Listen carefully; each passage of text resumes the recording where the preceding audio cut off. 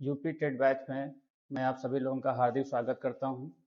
और जैसा कि 5 पेपर होते हैं प्राइमरी सेक्शन में, और 4 पेपर पूछे जाते हैं आपके जूनियर लेवल के तहत।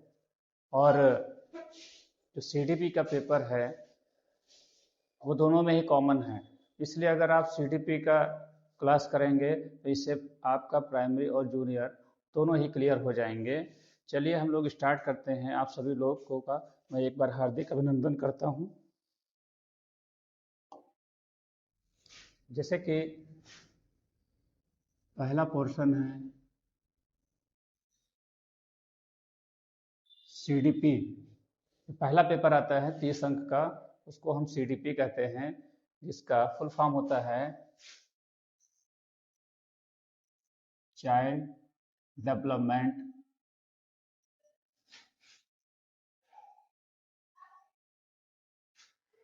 And pedagogy.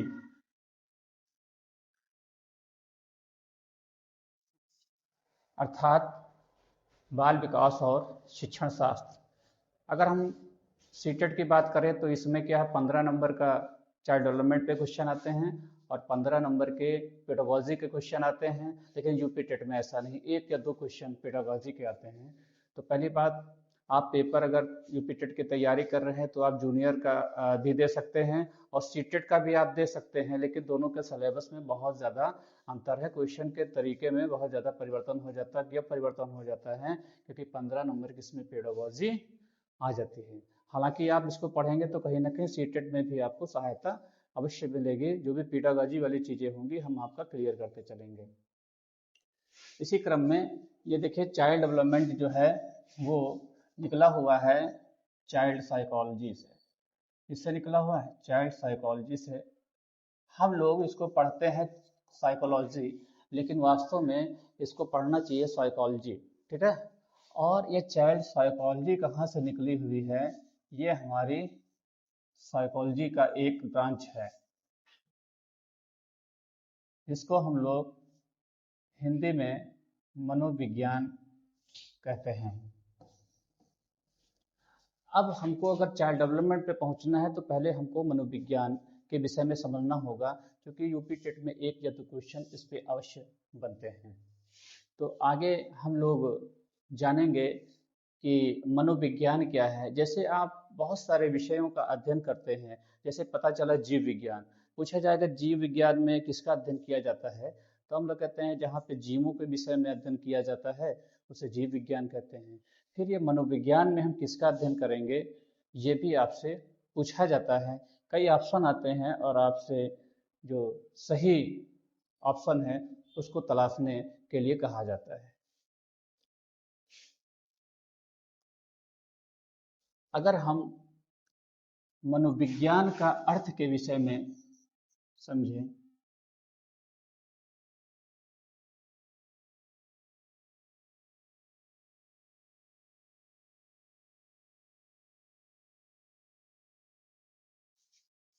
तो अगर हम देखें, इंग्लिश में इसको क्या कहा जाता है, साइकोलॉजी।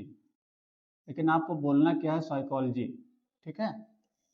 अगर इसकी उत्पत्ति के विषय में देखें तो ये साइकोलॉजी जो है ग्रीक भाषा के 2 शब्दों से मिलकर के बना है। कौन कौन से? एक है साइकी और दूसरा है लॉगस।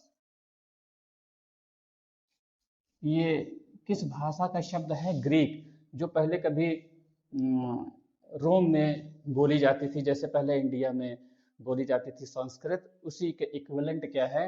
ग्रीक भाषा है। साइकी का अर्थ यहाँ पे सोल से है, लॉगोस का अर्थ होता है अध्ययन से। तो साइकी मतलब सोल यानी कि आत्मा, और लॉगोस का मतलब होता है अध्ययन।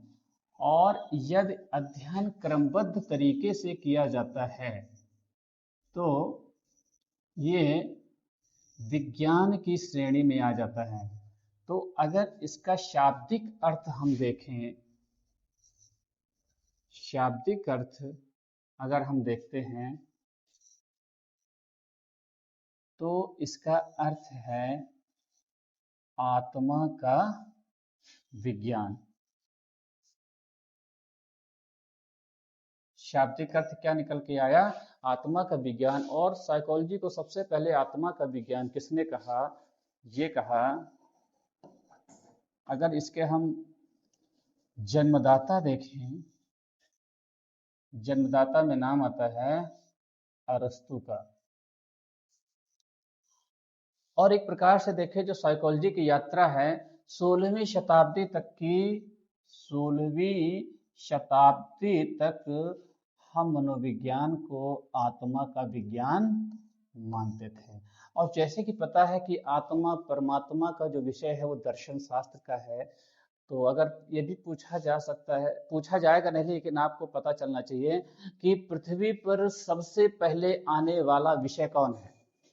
तो इसका जनरली उत्तर लोग भाषा बता देते हैं स्टूडेंट लोग, लेकिन पृथ्वी पे सबसे पहले जो आने वाला विषय है वो दर्शन शास्त्र है। ठीक है, तो ये कहीं ना कहीं दर्शन शास्त्र का अंग माना जाता था। दर्शन शास्त्र की एक शाखा थी मेंटल डिसिप्लिन, मानसिक अनुशासन, उसी के तहत आत्मा का अध्ययन किया जाता था। तो बाद में अगर इसके हम समर्थक देखें, बहुत लोग इसके समर्थक थे, जैसे प्लेटो थे, प्लेटो भी एक महान दार्शनिक थे, और डेकार्टे महोदय थे। इसमें ज्यादातर जो है दार्शनिक लोग आते थे। और आप समझ लीजिए कि 16वीं शताब्दी तक इसको इसी रूप में माना गया, लेकिन कुछ 17वीं शताब्दी आते आते इस मत को नकार दिया गया। क्यों नकार दिया गया? आत्मा का विज्ञान इसे कहा गया। अब इसको जो है अगर पूछा जाए क्वेश्चन कि मनोविज्ञान का जनक कौन है, तो मनोविज्ञान का जनक अरस्तु को माना जाता है।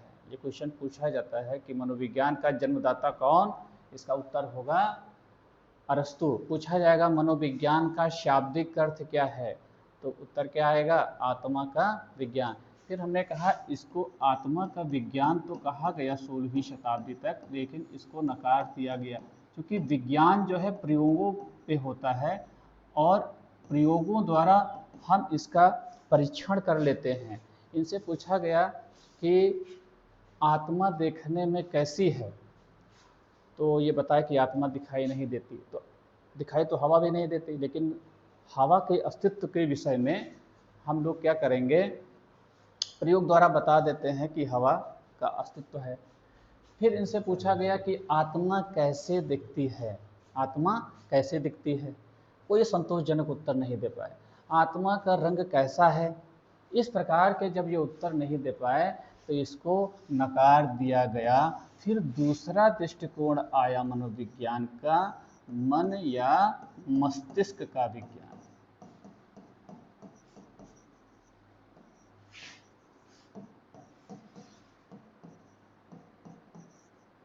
और ये जो विचारधारा आई करीब 17वीं शताब्दी के आसपास आई, इसको कहा गया मन या मस्तिष्क के विज्ञान।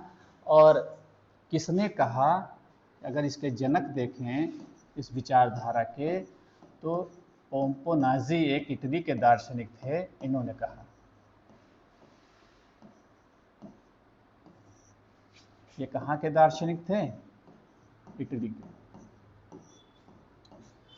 अब इनसे कहा गया कि मन या मस्तिष्क किसे कहते हैं, तो ये भी बहुत ज़्यादा संतोषजनक उत्तर नहीं दे पाए।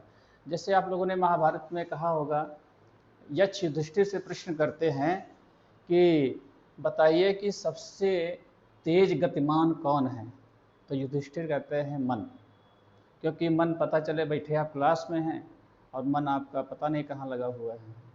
तो क्या मन का इस प्रकार अध्ययन किया जा सकता है? फिर यहाँ पे मस्तिष्क भी कहा गया। आप लोग समझते हैं कि मस्तिष्क का जो विज्ञान होता है, न्यूरोलॉजी जिसको हम लोग न्यूरोलॉजी कहते हैं, उसमें किया जाता है। तो धीरे धीरे यह भी अमान्य कर दिया गया। लेकिन फिर भी क्वेश्चन बनता है मनोविज्ञान की यात्रा के संबंध में कि मन या मस्तिष्क का विज्ञान किसने कहा? इटली के दार्शनिक पोम्पोनाजी ने कहा। फिर आता है तीसरा दृष्टिकोण आता है, इसको कहा गया चेतना का विज्ञान।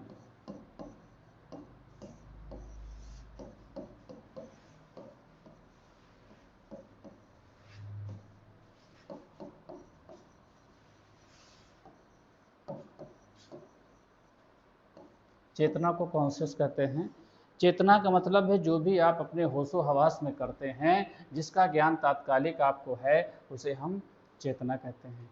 अब इसके जन्मदाता कौन थे, ये भी पूछा जाता है कि इसके जनक कौन हैं।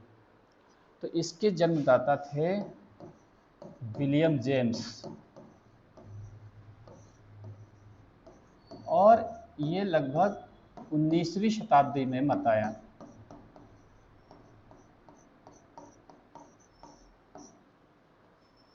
अब इनसे भी पूछा गया कि ये बताइए कि चेतना का अर्थ क्या है। तो चेतना का अर्थ बताया गया तात्कालिक अनुभूति।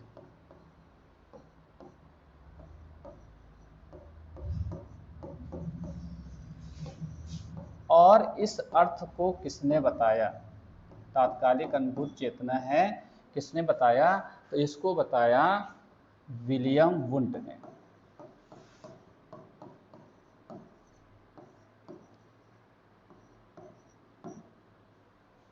अब इनसे पूछा गया तात्कालिक अनुभूति से आप क्या क्या अध्ययन कर सकते हैं।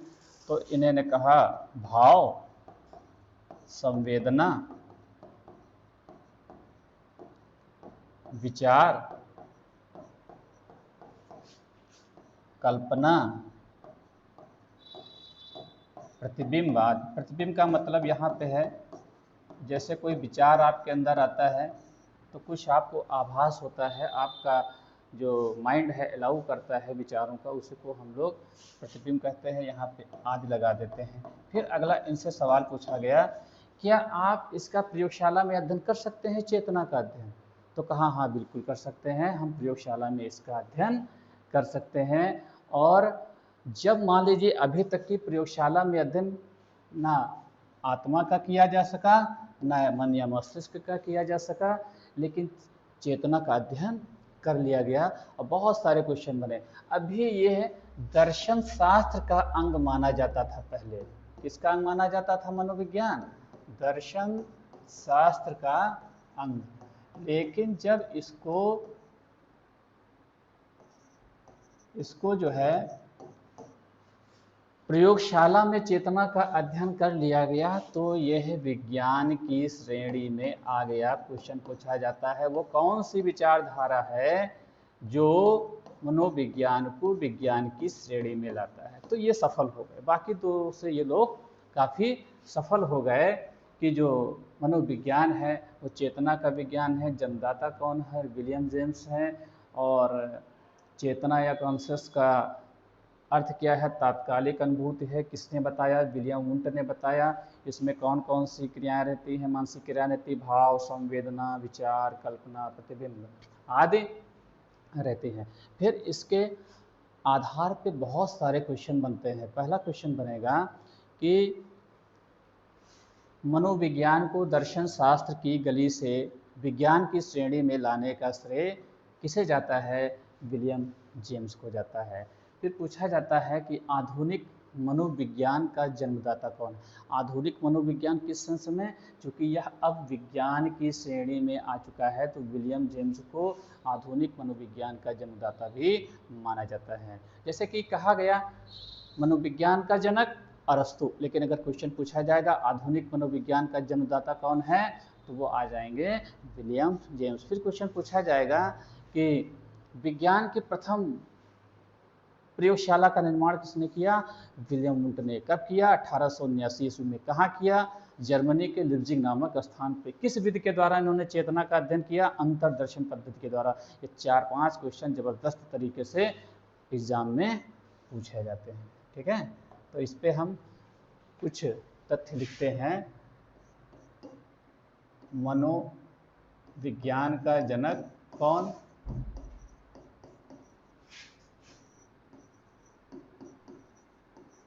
अरस्तु। और अगर हम आधुनिक मनोविज्ञान का जनक माने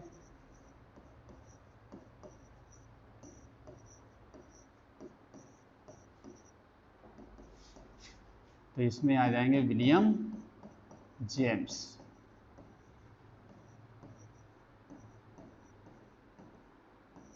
फिर आएगा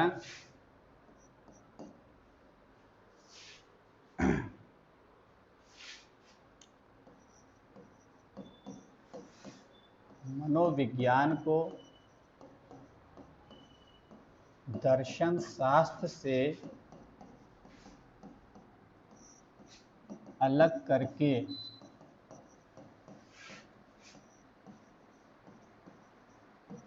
विज्ञान की श्रेणी में लाने का श्रेय किसको है?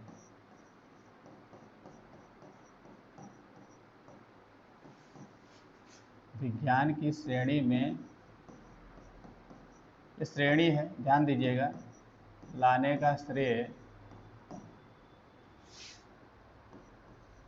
किसे गया? विलियम जेम्स को। फिर क्वेश्चन पूछा जाएगा, प्रायोगिक मनोविज्ञान का जन्मदाता कौन है? प्रायोगिक यानी कि जिसने प्रयोगशाला में मनोविज्ञान का सबसे पहले अध्ययन किया। प्रायोगिक मनोविज्ञान का जनक कौन है? William Wundt.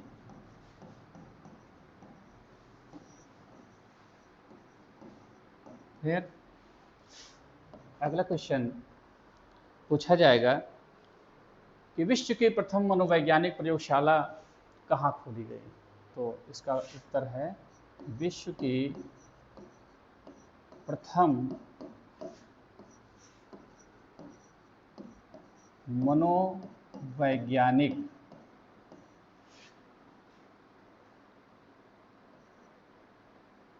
प्रयोगशाला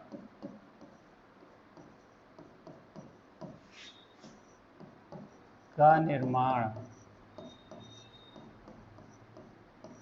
1879 ईस्वी में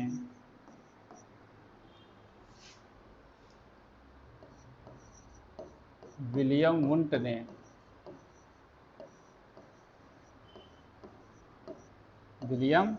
ने अपने शिष्य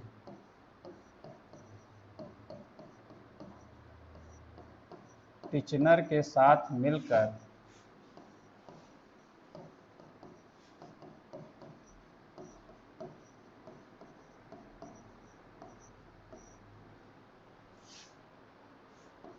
जर्मनी के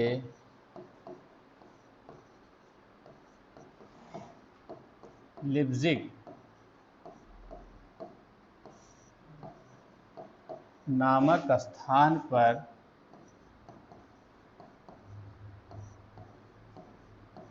किया और चेतना का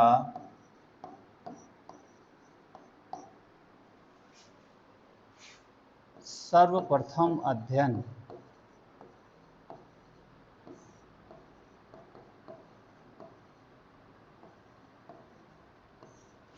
आत्मनिरीक्षण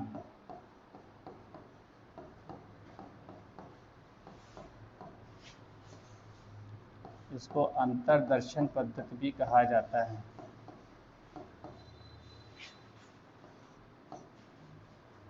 अंतर्दर्शन पद्धति या विधि द्वारा किया।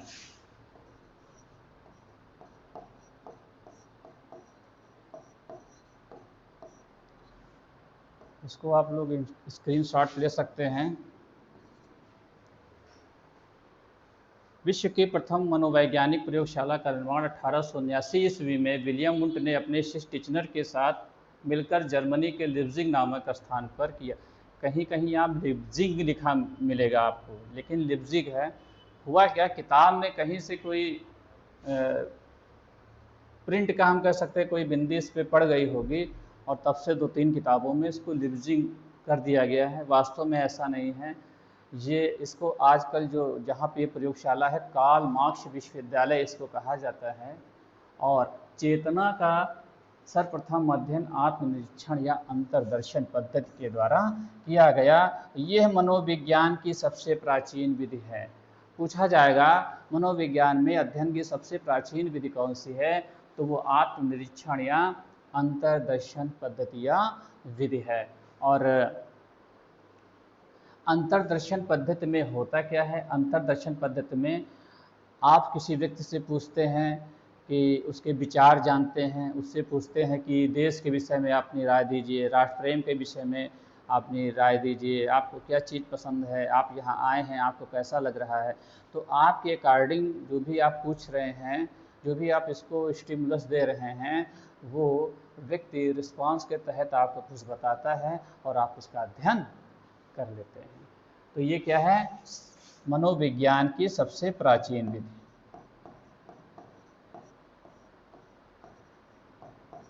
ये भी पूछा जाता है।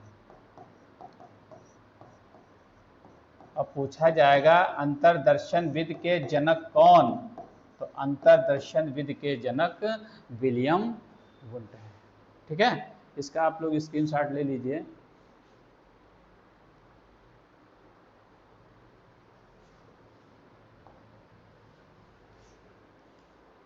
आगे देखेंगे कि कुछ समय के बाद जिसको हम लोगों ने मनोविज्ञान को क्या कहा था, चेतना का विज्ञान, इसको भी क्या है, अमान्य कर दिया जाता है। और इसका विरोध करने में दो लोगों का नाम प्रमुख है। इसके विरोधी कौन थे, विलियम मैकडूगल,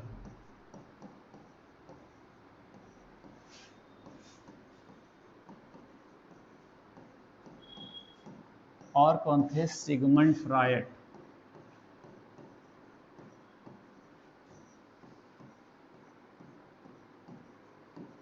ये दो लोग इसके प्रबल विरोधी थे। इनका मत था कि विलियम मैकडूगल ने कहा कि ये इसका बहुत है सीमित अर्थ है। सिगमंड फ्रायड ने भी ये कहा कि अगर चेतना का अध्ययन मनोविज्ञान करेगा तो अर्ध चेतना और अचेतन का अध्ययन कौन करेगा। कहा कि इसमें दो कमी है, अर्ध चेतना का और अचेतन का अध्ययन जो है इसके द्वारा नहीं किया जा सकता। यह केवल और केवल चेतना का ही अध्ययन कर रहा है। और आप जानते हैं जो चेतना है, चेतना जो है कुल मस्तिष्क का 1/10 भाग है, और जो अचेतन है ये 9/10 भाग है। कहा ये केवल 1/10 भाग का ही अध्ययन करता है। इसलिए मनोविज्ञान को चेतना का विज्ञान कहेंगे तो सही दृष्टिकोण से इसका हम अध्ययन नहीं कर पाएंगे। फिर चेतना को जानने के लिए हम व्यक्ति से सवाल पूछते हैं। अगर वो उसके अंदर भाषा विकास ना हो, आपकी भाषा न जानता हो, या हम कह सकते हैं कि एक छोटा बच्चा, न्यूली बॉर्न बच्चा हो, तो वो क्या बोल पाएगा, बेटा दूध तुमको कैसा लग रहा, वो कुछ नहीं बता पाएगा। इसी तरह जो हम लोग कह सकते हैं कि जैसे पागल टाइप के व्यक्ति होते हैं, विक्षिप्त होते हैं, अगर वो कुछ कहते हैं तो उसको हम लोग गंभीरता से नहीं लेते। इसी तरह जो पशु पक्षी है उसमें भाषा का अभाव होता है, तो उनके बारे में भी हम कुछ भी चेतना के बारे में नहीं जान पाएंगे। तो इसको भी क्या कर दिया गया, अमान्य कर दिया गया। और चौथा जो दृष्टिकोण आया मनोविज्ञान का, वो आया व्यवहार का विज्ञान। क्या आया, व्यवहार का विज्ञान। यानी कि पहले इसको आत्मा का विज्ञान कहा गया, कमियां थी, नकार दिया गया। फिर इसको मन या मस्तिष्क का विज्ञान कहा गया, बहुत सारी कमियां थी, नकार दिया गया। चेतना का विज्ञान था, कहा गया, कुछ कमियां ही थी, बाकी बहुत सारी कमियों को उसने कर दिया। इसने क्या किया, अभी तक इसको प्रयोगों द्वारा प्रमाणित नहीं किया जा सकता था, उसने क्या है प्रयोगों द्वारा प्रमाणित भी कर दिया। और साथ ही साथ प्रयोगशाला का निर्माण जैसे महत्वपूर्ण कार्य भी किए, लेकिन फिर भी ये सारी बहुत सारी कमियां थी, इसलिए इसको क्या है, अमान्य कर दिया गया। अब हम लोग आते हैं चौथा दृष्टिकोण है व्यवहार का विज्ञान, और यह जो मत डेवलप हुआ है वो 20वीं शताब्दी में हुआ है, और इसके जो जनक हैं, पूछा जाता है किसने सर्वप्रथम मनोविज्ञान को, व्यवहार का विज्ञान किया, कहा इसके जनक हैं जे.बी. वाटसन। कौन है? जे.बी. वाटसन। और अगर समर्थक में देखें तो बहुत सारे जो प्रसिद्ध शुरुआती जो मनोवैज्ञानिक हुए हैं, जैसे स्किनर हैं,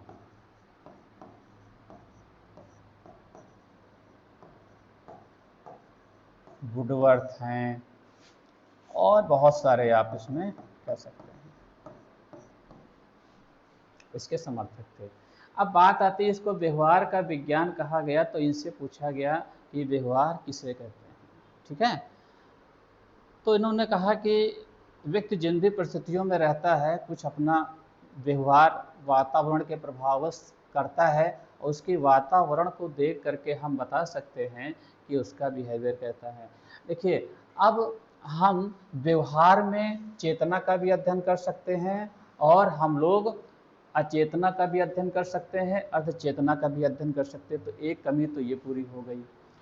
छोटा बच्चा है, वो बोल तो नहीं सकता है, लेकिन उसके व्यवहार को देख करके हम बिहेवियर पैटर्न के विषय में बहुत सारी जानकारी दे सकते हैं, और अध्ययन हुए भी हैं कि बच्चा 3 माह में अपनी माँ को पहचानने लगता है, 4 माह में वो अन्य परिजन को पहचानने लगता है, 5वें माह में वो मुस्कान के साथ बच्चे का स्वागत करता है। बहुत सारे चीज़ें हैं। और रही बात एबनॉर्मल साइकोलॉजी के तहत, हम जितने भी इस तरह के पागल टाइप के लोग होते हैं उनका भी अध्ययन कर देते हैं। तो अगर हम ये देखें, वर्तमान में व्यवहार का विज्ञान कहा जाता है इसको, मनोविज्ञान को। आप लोग इसका स्क्रीनशॉट ले सकते हैं।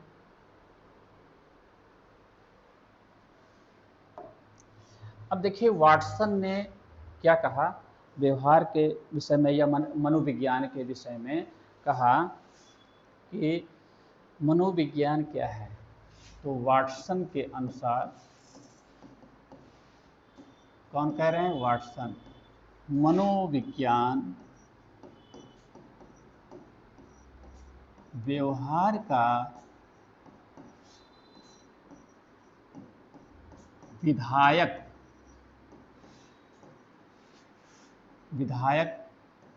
इसको हम निश्चित कह सकते हैं, और इंग्लिश में इसको हम कह सकते हैं पॉजिटिव।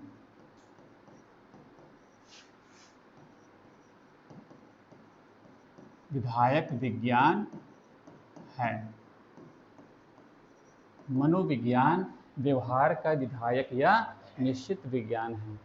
इस देखिए, जो साइंस होती है वो 2 तरीके की होती है। पूछा नहीं जाएगा, ये पूछा जा सकता है कि विधायक विज्ञान है, कैसा विज्ञान है। साइंस 2 प्रकार की होती है, एक होता है नॉर्मेटिव साइंस, और दूसरा होता है पॉजिटिव साइंस। अभी आपसे पूछा जाता अगर कि एक पॉजिटिव साइंस है तो दूसरा कौन सा साइंस हो सकता है, तो आप लोग उत्तर देते नेगेटिव साइंस। लेकिन साइंस कभी नेगेटिव नहीं होता, उसका अनुप्रयोग नेगेटिव हो सकता है। नॉर्मेटिव साइंस का मतलब होता है आदर्श निर्धारक। पहले हम लोग सामाजिक विषय पढ़ते थे, आज उसको सामाजिक विज्ञान कहा जाता है, ठीक है।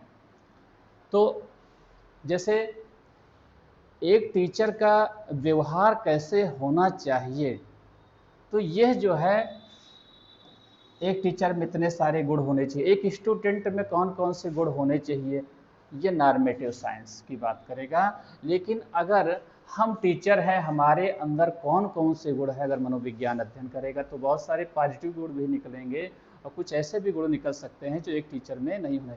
अर्थात पॉजिटिव साइंस वो है जो जिस तरीके का है उसका उसी रूप में अध्ययन किया जाए, उसे हम लोग पॉजिटिव साइंस कहते हैं। ये कोटेशन पूछा जाता है, मनोविज्ञान व्यवहार का विधायक या निश्चित विज्ञान होता है।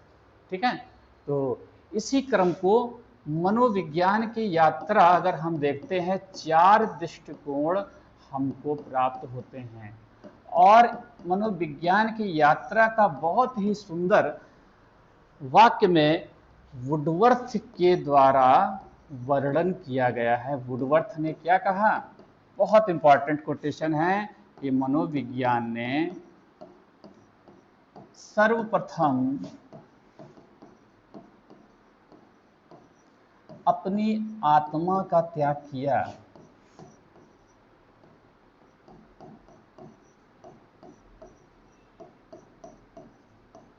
दूसरा दृष्टिकोण क्या था, मन या मस्तिष्क का। फिर मन का त्याग किया।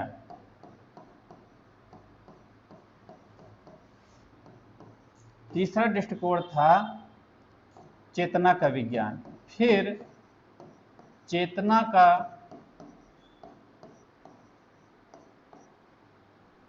त्याग किया। चौथा दृष्टिकोण बाद में आया व्यवहार का विज्ञान। इन्होंने कहा वर्तमान में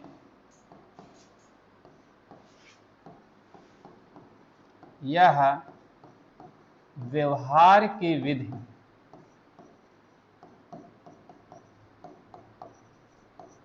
स्वीकार करता है। बहुत इंपॉर्टेंट कोटेशन है, पूछा जाता है कि मनोविज्ञान ने सर्वप्रथम अपनी आत्मा का त्याग किया, अर्थात पहले आत्मा का विज्ञान कहा गया, उसको नकार दिया गया। फिर मन का त्याग किया, दूसरा जो दृष्टिकोण आया था। फिर चेतना का त्याग किया, वर्तमान में यह व्यवहार की विधि को स्वीकार करता है। आप लोग इसका स्क्रीनशॉट ले सकते हैं, फिर हम लोग आगे बढ़ेंगे।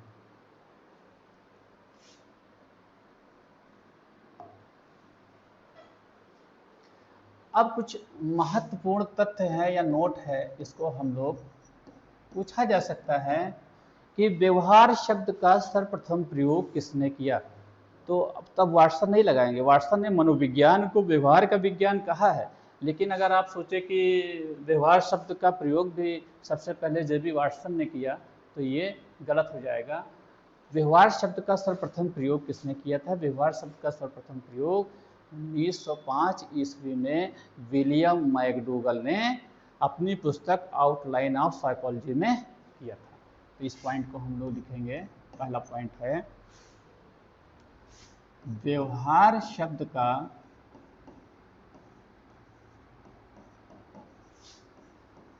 सर्वप्रथम प्रयोग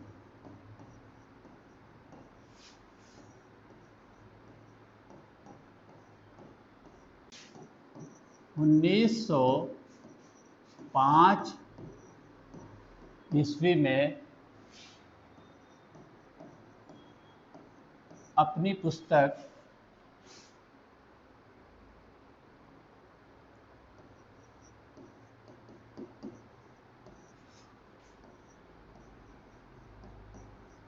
आउटलाइन ऑफ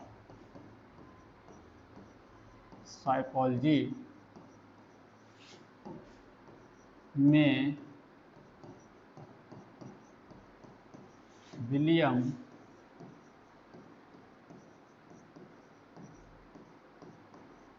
मैकडूगल ने किया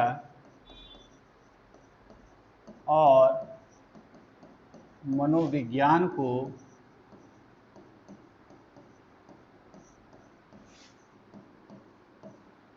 सजीव प्राणियों के आचरण का विज्ञान कहा।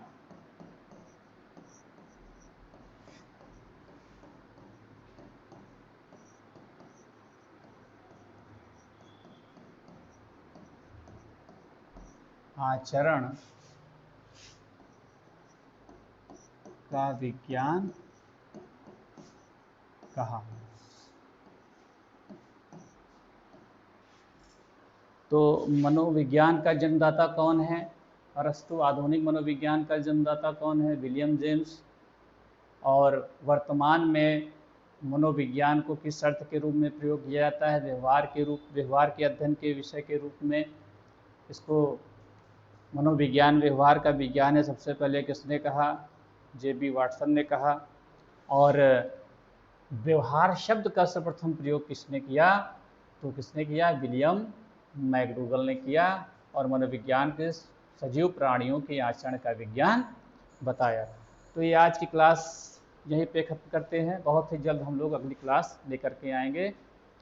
आप सभी लोगों से गुड इवनिंग।